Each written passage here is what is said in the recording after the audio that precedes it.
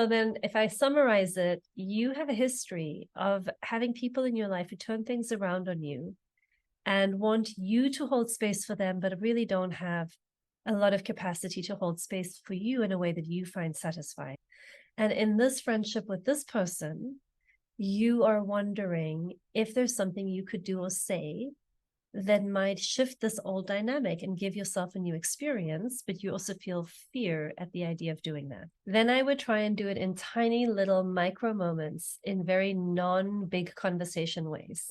And it would be like this. If it's a new relationship and I'm kind of feeling my way through it, the moment that I get the sense that they're not fully present, I would stop talking and I'd say, did something come up for you? Is something going on right now? I feel like I just lost connection with you there for a second. What happened? If you can catch it in the moment that you get that cue, that's a good moment to find out, because the other person could say, oh yeah, I just saw this text come through and my daughter, blah, blah, blah, or this and that. I'm so sorry. I'm here with you now. I can work with that. That makes sense. But if somebody said something like, what are you talking about? You're so sensitive. I'm right here. Ooh, now it's been turned around on me and I'm being met with a lot of defensiveness and a lot of prickliness. And I'm like, oh, okay. Now I'm going to get some data about, is this person like all these people that I'm trying to actually be less involved with in my life? Right? Or can we have a new experience?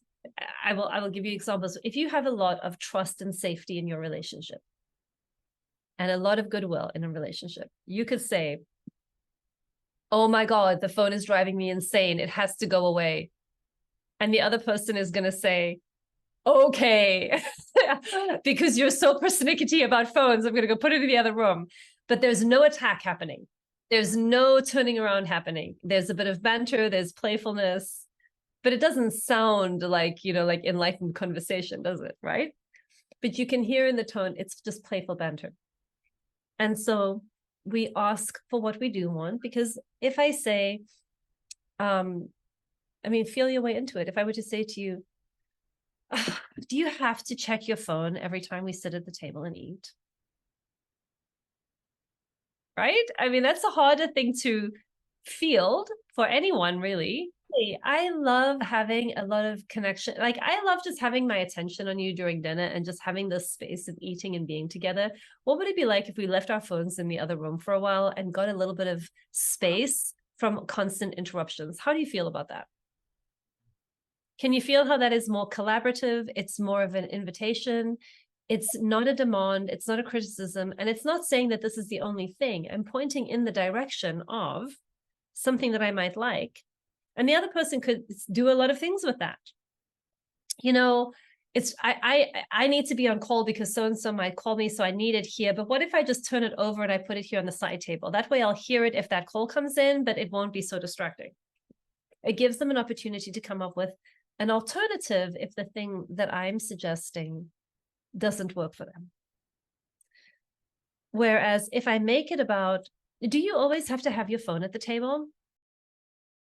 Much more difficult. I've increased the threshold for somebody to be like, that's harder for me not to feel like it's a criticism of me. So what you may want to start asking is, I wonder what need she's trying to meet by having the phone at the table. And I wonder what need I'm trying to meet by not having the phone at the table. The first thing we really want to get connected to is the need that we are trying to meet through these different strategies that we're using. And then we want to be very light and tentative and creative with all of the different strategies. But when I know what my need is, I want to hold on to the need pretty tightly. And if I can start the conversation by talking about my needs, I really enjoy your company. And I'd love there to just be like presence and connection when we're having dinner.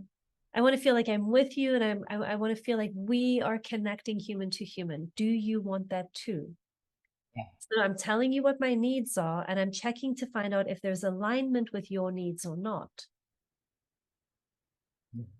Because one of the things I see people doing is they figure out their own needs and they're like, oh, I have a need for presence and I have a need for connection. Can you meet them? But they don't slow down to find out, well, what is the other person's needs?